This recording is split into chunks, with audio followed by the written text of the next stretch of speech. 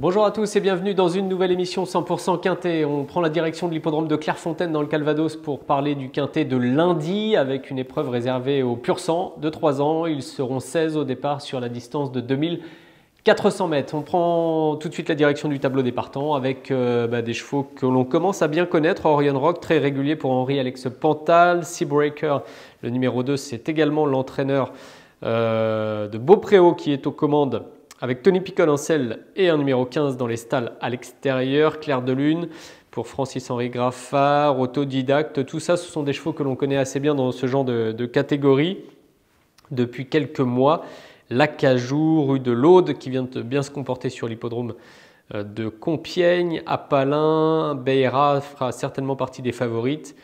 Perseid, Traitwood, le numéro 10. Et puis ensuite, on commence le deuxième tableau avec Hermano, White Glory, Alicanto, Goldie Way de 100, Warelia et Pure Power, le numéro 16, qui conclut donc cette liste des partants. Écoutez, je vais vous proposer un pronostic en 5 chevaux du côté de Clairefontaine, donc pour ce lundi avec le prix des Equidays. Je rappelle que c'est une animation qui se tiendra dans le Calvados, les Equidays, du 21 au 25 octobre. Allez, on fait tout de suite le papier de la course.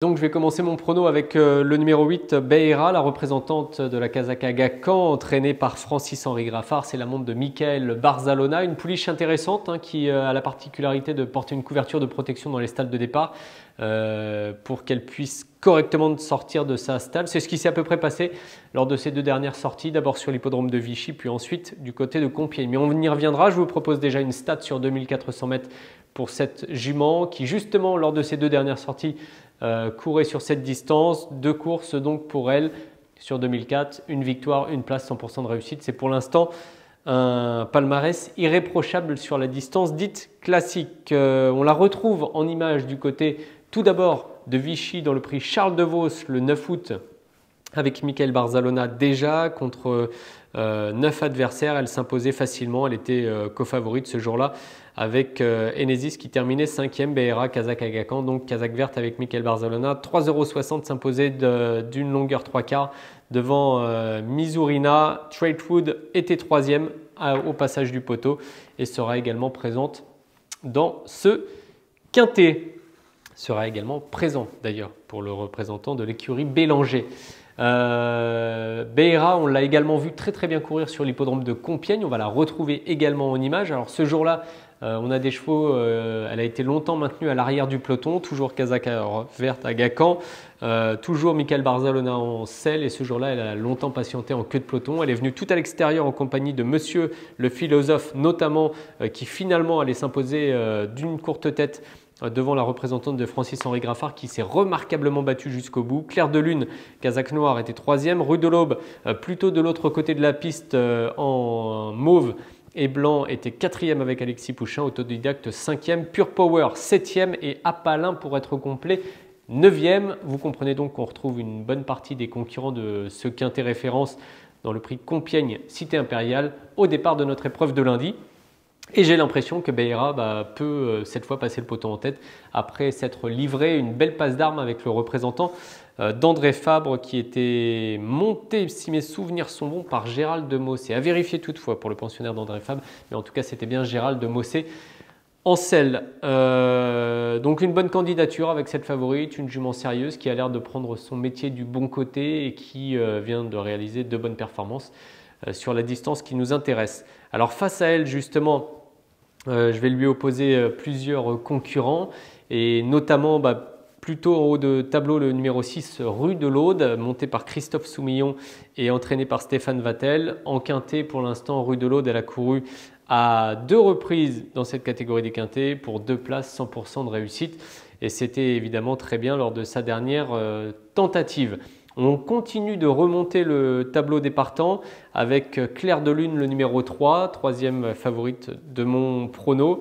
L'entraînement de Francis-Henri Graffard comme Beira, la monte de Marie Vélon, une pouliche qui en carrière pour l'instant a couru à 9 reprises pour une victoire, mais surtout 6 places, donc 78% de réussite. Et on la retrouve dans notre fameux quintet référence, le prix de Compiègne Cité Impériale. Elle se classait 3e derrière Monsieur le Philosophe et BRA. Alors on se focalise un peu plus sur sa casaque, casaque noire et blanche. Marie Vélon qui était déjà en selle ce jour-là sur une pouliche proposée à 15 contre 1. Peut-être que sa cote sera légèrement moins élevée ce lundi.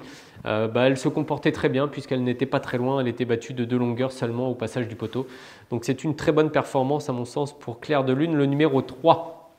Voilà, et on va finir de remonter le tableau puisque je vais garder les 2 représentants d'Henri Alex Pantal ensuite dans mon prono. Orion Rock, tout d'abord, le numéro 1. Un mâle de 3 ans que l'on connaît très bien, des stats en carrière qui sont très bonnes puisqu'il a couru à 6 reprises pour une victoire, 5 places et donc 100% de réussite dans les 5 premiers. Et puis Seabreaker, enfin, le numéro 2 pour conclure mon prono.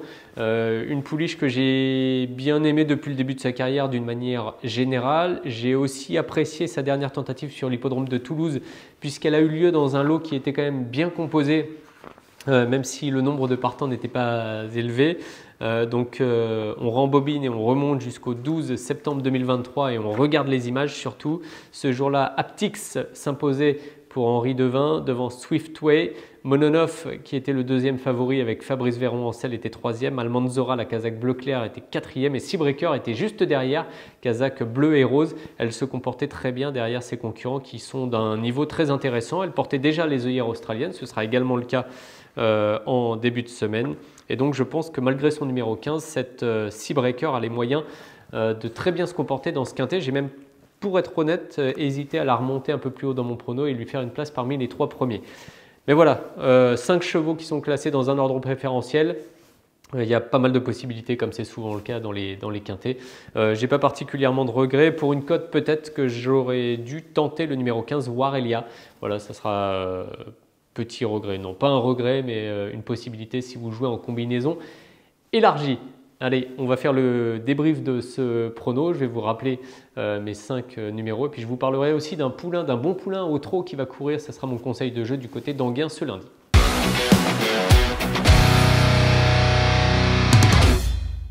Et on conclut avec un récap du prono. Alors BRA sans hésitation, le numéro 8 en tête, devant le 6 Rue de l'Aude, le numéro 3 Clair de Lune, l'As Orion Rock et je termine par le numéro 2 Seabreaker. Donc je garde les 2 représentants d'Henri Alex Pantal.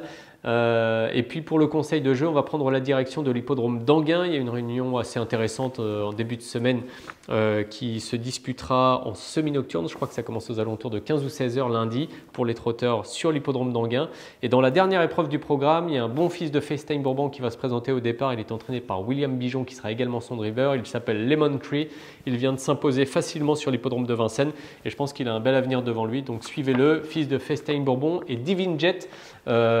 En début de soirée du coup puisqu'il s'agira de la 8e et dernière épreuve du programme du côté d'Anguin. Voilà, bon jeu à tous, j'espère que vous avez passé un bon moment. On se retrouve très vite pour une nouvelle émission 100% quintet. Salut à tous. Merci à vous d'avoir suivi cette vidéo. Alors pour vous abonner à notre chaîne YouTube, c'est ici. Et pour suivre encore plus de vidéos Paris Turf, c'est de ce côté.